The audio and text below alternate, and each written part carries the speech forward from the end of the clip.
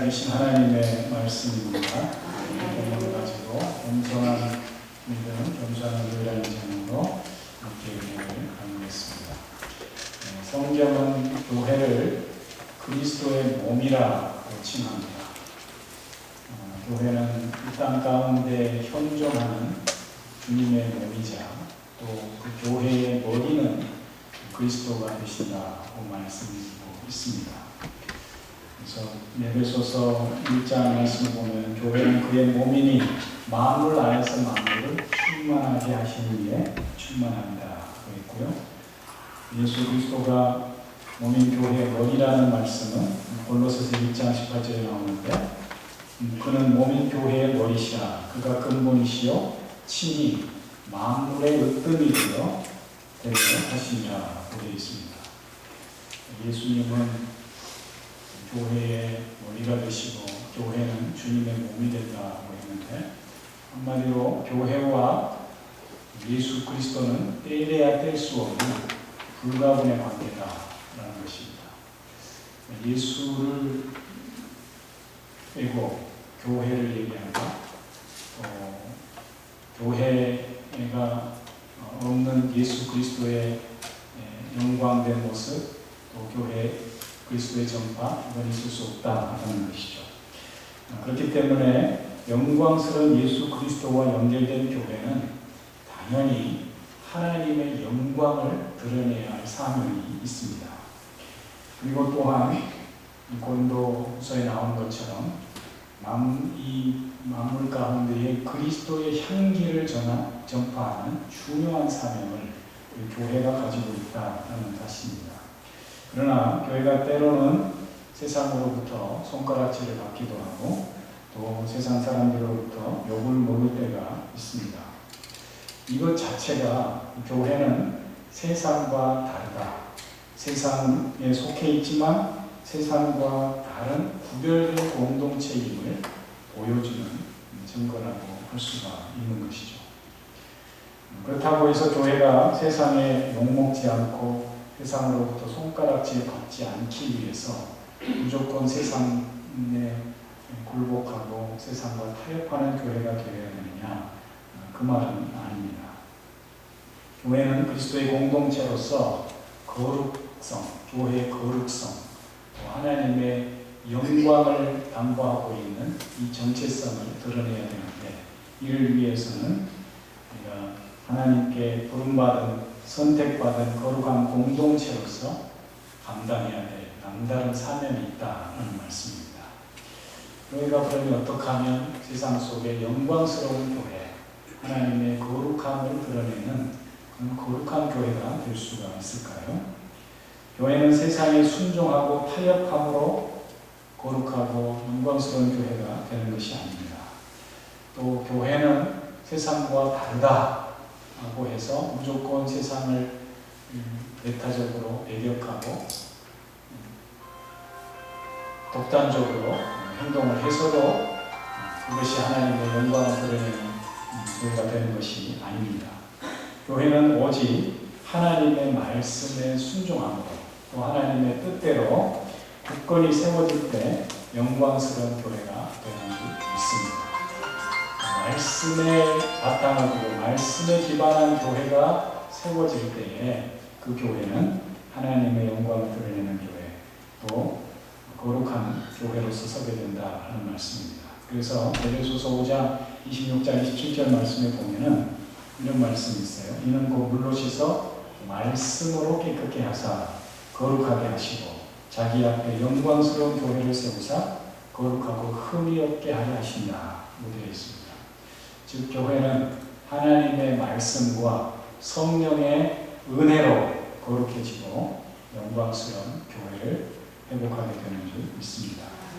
그렇다면 오늘 본문에서 들려주는 이 교회 공동체가 회복해야 될 신앙의 모습은 어떤 것일까요? 교회가 공동체라고 했습니다.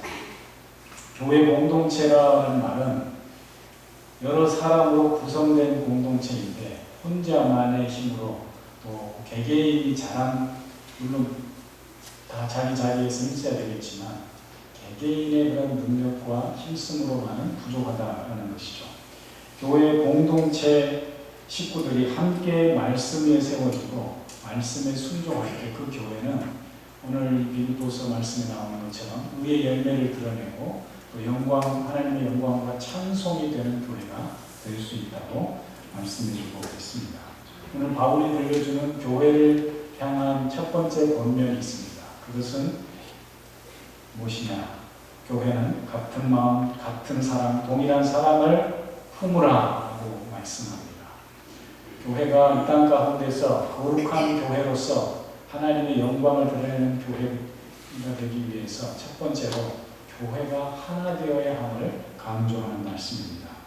오늘 2절 말씀 보면 마음을 같이하여 같은 사랑을 가지고 뜻을 합하며 한 마음을 품어 이렇게 되어 있죠. 바울은 교회가 그리스도의 한 공동체로서 같은 행동, 같은 모습을 보여줄 때에 하나님의 기쁨이 되고 또한 바울 자신의 기쁨이 된다고도 말합니다. 그런데 같은 행동을 하기 위해서, 같은 행동의 모습을 보여주기 위해서 교회가 먼저 필요한 것이 뭘까요? 같은 마음을 품는 것입니다.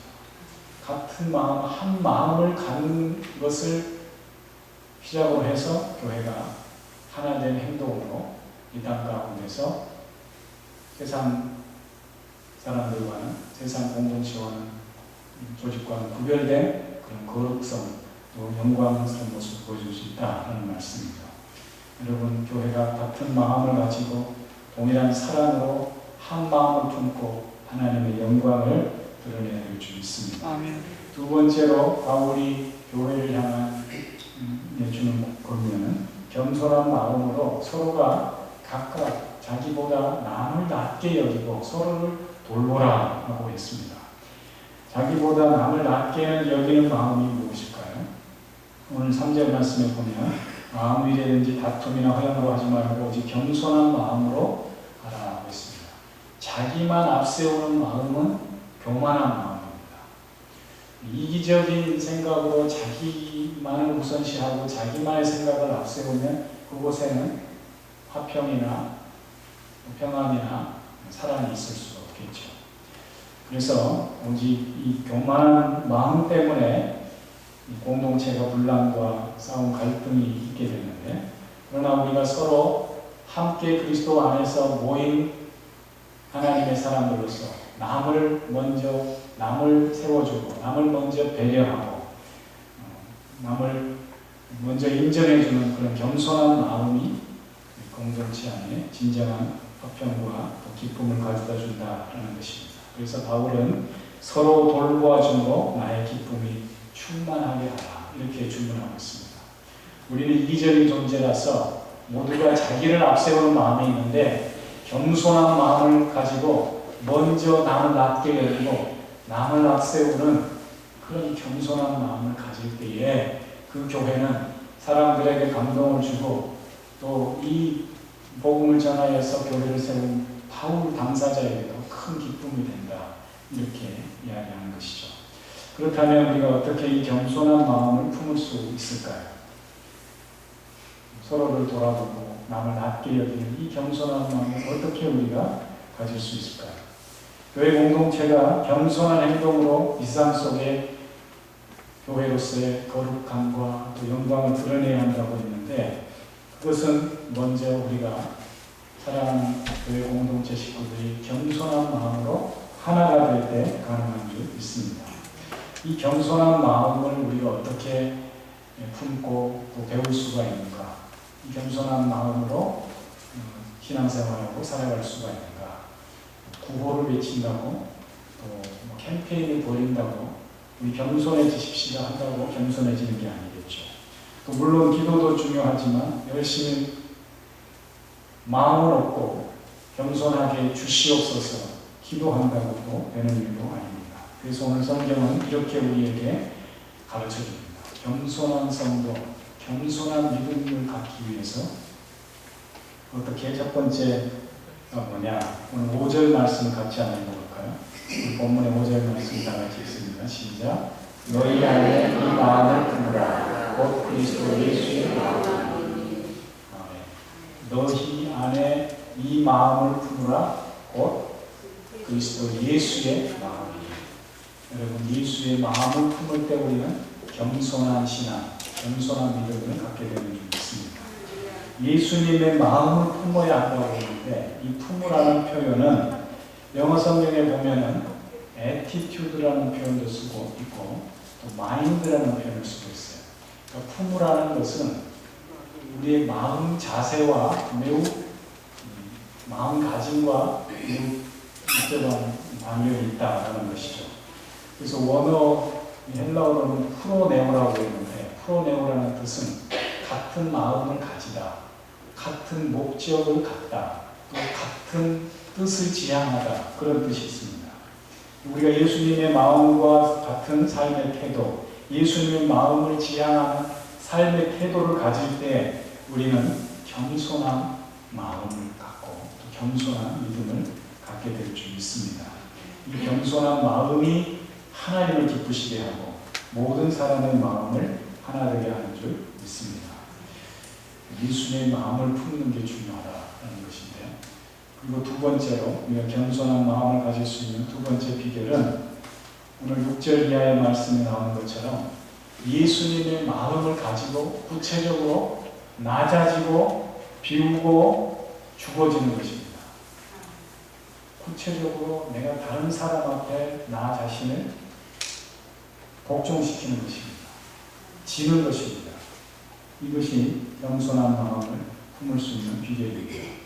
오늘 6절 이하부터 보시면은 예수님이 어떤 분인지, 예수님이 어떻게 이 땅에 오셔서 존귀한 힘을 갖게 됐는지, 예수님의 이 찬가가 나오고 있습니다. 그는 근본 하나님의 본체시나 하나님과 동등됨을 취할 것을 연기하느라고 자기를 비워 종의 형체를 가진 사람으로 같이 되셨고 사람의 모양으로 나타나사 자기를 낮추시고 죽기까지 복종하셨으니 곧 십자가에 죽으시리라, 이렇게 되어 있어요. 여러분, 예수님이 가르쳐 주시는 겸손한 마음이란 자신을 죽이고 하나님의 부르심 앞에 온전히 자신을 내어놓는 것, 헌신하는 것이라고 할 수가 있습니다. 예수님은 우리를 위해서 이 땅에 오셔서 겸손과 순종과 자기 희생의 모범을 보여주셨습니다. 그는 이 땅에 오신 것 자체로도 낮아진 것인데 거기에 머무르지 않고 낮아질 수 있는 최선의 낮아짐으로 우리를 섬기셨다는 것이죠.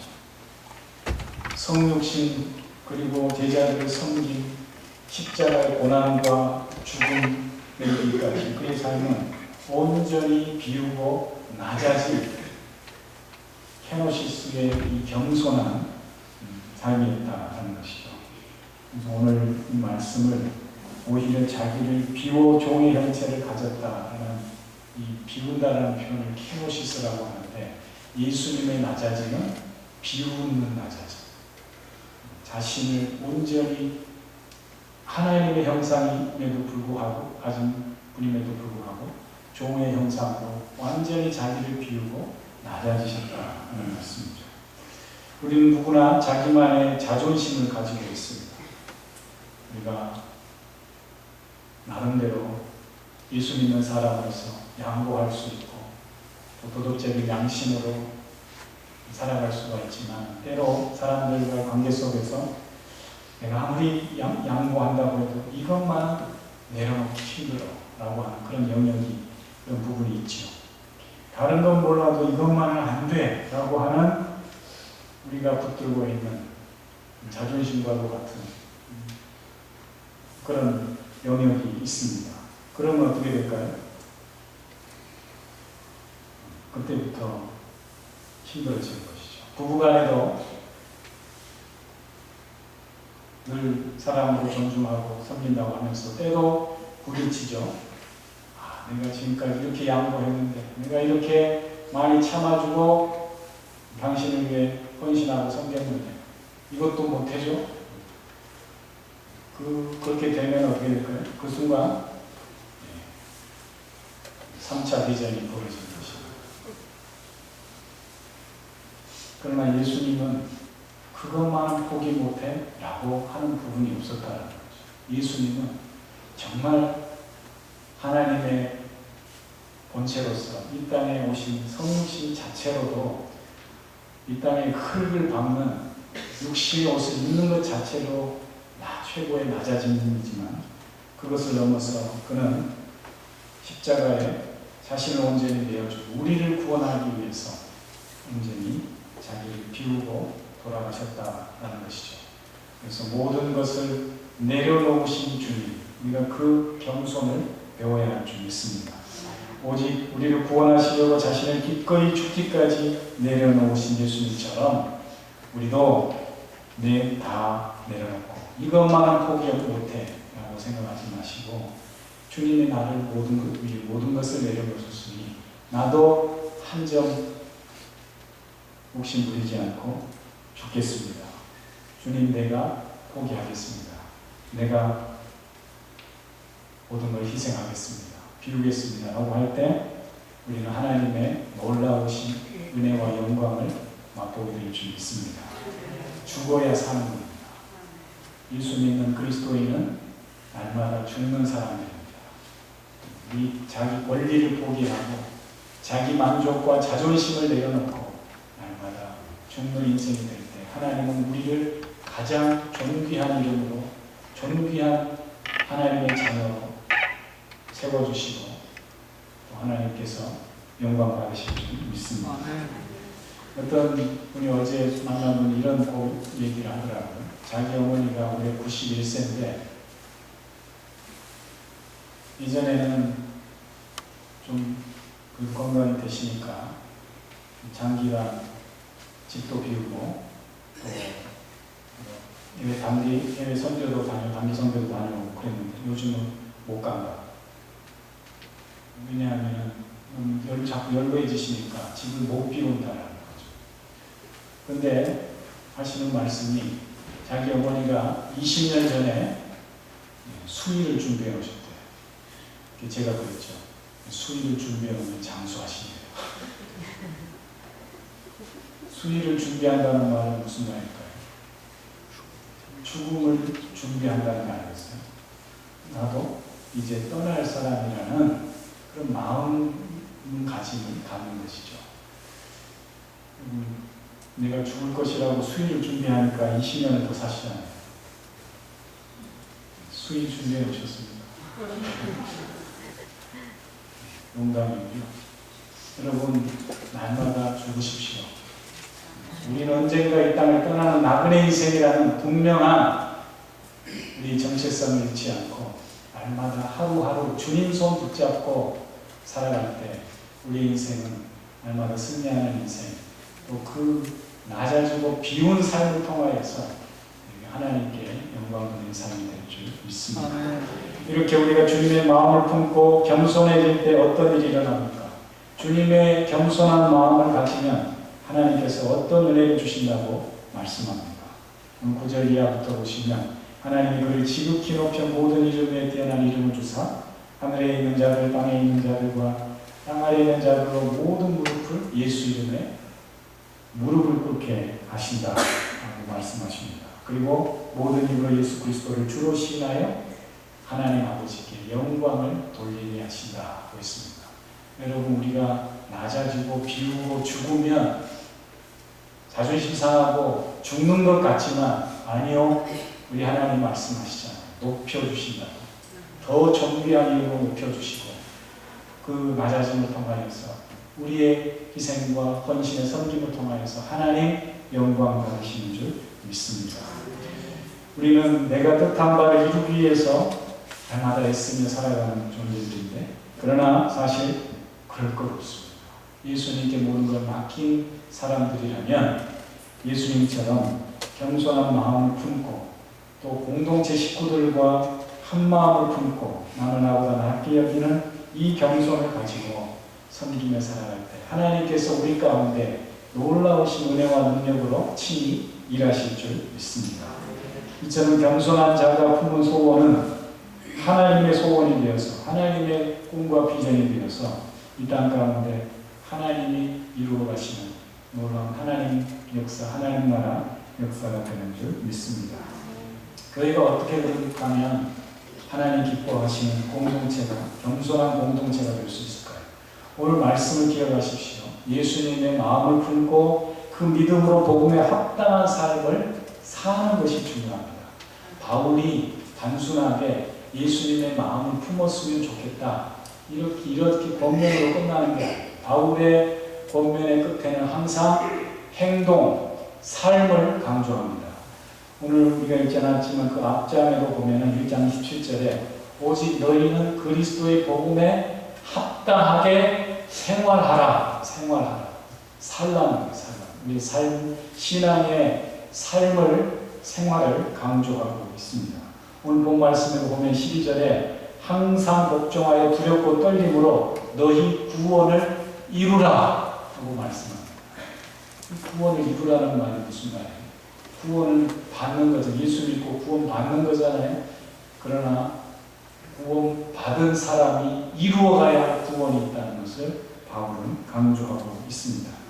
우리의 믿음은 생각에 머무는 것이 아닙니다. 말씀에 순종하고 복음에 합당하게 생활하고 구원을 이루어가기 위해서 행동하는 것이 중요합니다.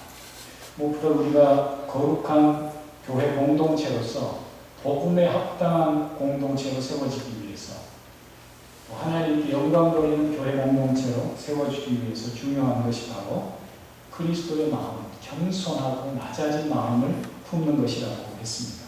그리고 동시에 그 겸손한 마음을 가지고 어떻게 해야 된다고요? 행하는 것입니다. 생활하는 것입니다.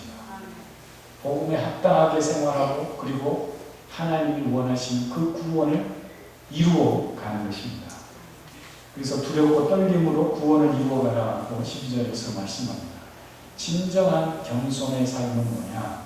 구원을 받는 것으로 만족하지 않고 날마다 그 거룩한 구원을, 영광스러운 구원을 완성하기 위해서, 이루어가기 위해서 노력하는 것입니다.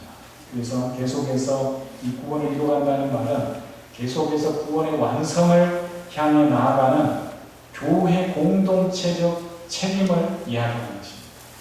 그러니까 개인적으로도 물론 우리가 하나님의 영광을 위해 살아가야 되겠지만 교회에 주신 그 영광을 회복하기 위해서 우리가 하나 되어서 이 주님이 주신 겸손한 마음을 가지고 이 교회 공동체가 겸손한 교회로, 하나님의 영광을 드러내는 교회로 온전히 세워져야 될 줄 믿습니다. 사랑하는 성도님들, 우리 교회가 겸손한 교회로서 하나님의 영광을 드러내기 원합니다. 세상 속에 흠없는 교회로 세워지기 원합니다.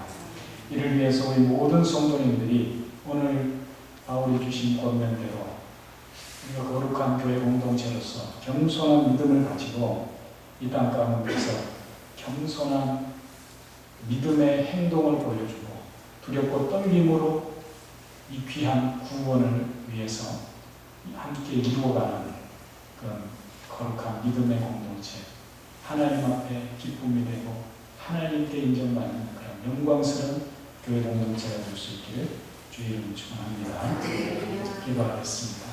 하나님 아버지, 우리를 하나님 자녀로 불러주시고 이 귀한 교회의 그리스도의 몸된 공동체로 불러주시니 감사합니다. 오늘 주신 말씀을 붙잡고 겸손한 신앙으로 우리가 하나 되어서 이 땅 가운데 하나님의 영광을 드러내는 겸손한 교회 공동체가 되기 원합니다. 어려운 시절, 세태 속에서 코로나로 인하여서 모두가 힘들어하는 세상 속에서 정말 교회가 손가락질 받지 아니하고 하나님의 영광을 드러내는 거룩한 교회가 교회 공동체가 될 수 있도록 우리 모두에게 예수님의 마음을 부어 주시옵소서. 예수님의 이름으로 기도합니다.